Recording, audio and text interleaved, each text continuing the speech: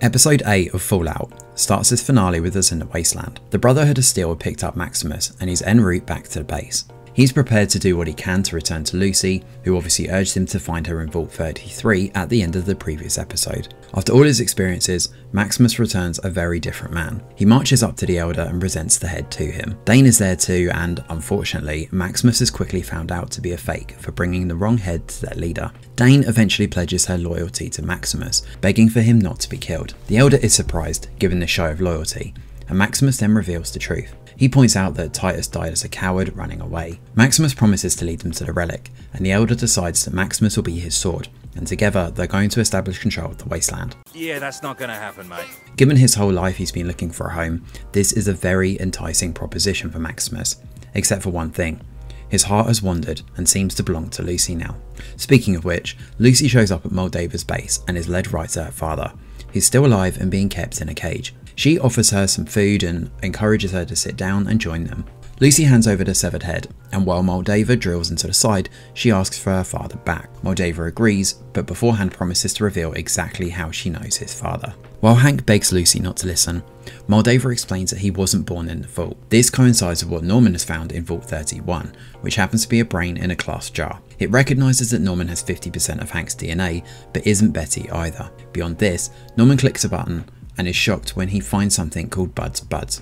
In the past, we see the inception of this, as Cooper keeps track of Bobb and follows her to Vault-Tec HQ. There, he learns that the corporation is conspiring against the world, deciding that they can outlive everyone else by orchestrating the apocalypse, and that way, they won't need to fight. The group disagree over the best way forward here, but Bobb is among them. With Hank listening in, he believes that Bobb is going to do the right thing, until she brings up the interconnected 3-vault idea, Vaults 31 to 33. Bobb eventually decides that with 100 vaults across America, they can use each of them as a scientific experiment and see who has the best idea for humanity's salvation. When it comes to our 3 vaults, Vault 31 is full of these executives in cryogenic freezing, while Vaults 32 and 33 are what the brain calls the breeding pool, full of selective companions. Apparently it's the ultimate expression of HR, R&D. They are genetically selected to breed with the buds in order to create a class of supermanagers. People who will inherit the earth after wiping the surface clean. These experiments all coincide with one big, shocking revelation that we may have figured out by now. The bombs were dropped intentionally by the government to create a true monopoly. Now, Hank, Lucy's father, was actually Bobb's new assistant we've heard so much about. And as he talks to him, Bobb's words ring true for all Fallout fans. War. War never changes.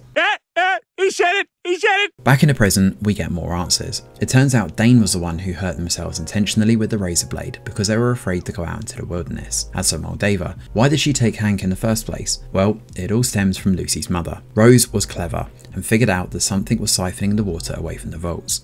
She believed that perhaps civilization had returned to the surface, and thus she left to prove her theory correct. Hank believed it was a ridiculous idea, so she ran away when she realised he was hiding things. Remember the story Lucy told about the sun and feeling its heat earlier in the season? Well, it turns out that was actually real. Lucy and Norman grew up with their mother outside the vaults when they were really little, but Hank came after Lucy and burned the city to the ground, taking the kids and bringing them into the vaults. This all stems back to Vault-Tec and how they deal with competition. They just destroy anyone who stand in their way. Both Hank and Moldaver compete over Lucy's swaying moral compass, but the kicker is what happened to Rose. It turned out she wasn't buried, she was actually turned into a ghoul, and she's sitting right there at the table. So Betty and Hank's story about her being buried was a fabrication. This cold fusion inside Wilzig's neck happens to be the key to unlocking civilization and starting anew. Lucy forces her father to give up the code, and in doing so, starts a chain reaction that powers on the computers. As the cold fusion hits 100% and powers up fully, she looks set to hit the button until the alarms wail and the Brotherhood is incoming. As fighting breaks out between the two factions, the Brotherhood and the NCR, Lucy realises that yes,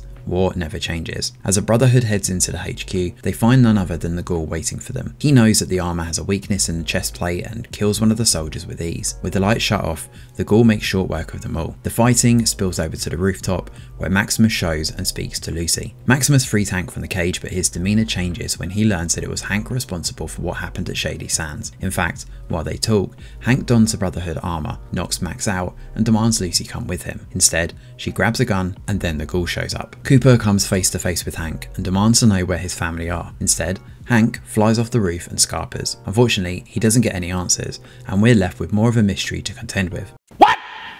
What the f? In fact, he's decided that he and Lucy should team up together and go find Hank and whatever else he may be hiding, including meeting their makers. Lucy grabs the gun, kills her mother to put Rose out of her misery, and joins the gunslinger. She kisses an unconscious Max goodbye, retorts okie dokie, and off she goes. We then cut back to Norman, who finds himself trapped in Vault 31. The only solution, seemingly, is for him to be put to sleep inside one of the pods. We don't see much more of him though, given we actually focus on Max waking up in the aftermath of the fighting. Now, Moldava is still alive, and she moans the word Rose before pressing the button on the computer and activating the cold fusion. This turns on all the power for the nearby city. However, Moldava's part in this is over, as she bleeds out on the ground. With her gone, Dane shows and believes Max has killed Moldava, and he's hailed a hero with the Brotherhood. His allegiance though is starting to shift here, and he doesn't take kindly to the applause. He worries what the Brotherhood will do with infinite power. Lucy and the gunslinger arrive at the wasteland that is Hollywood. While they continue forward, we cut to Hank, who manages to make it to a very familiar settlement the fans of the games will absolutely love. It's New Vegas. Oh my god! Okay, it's happening! Stay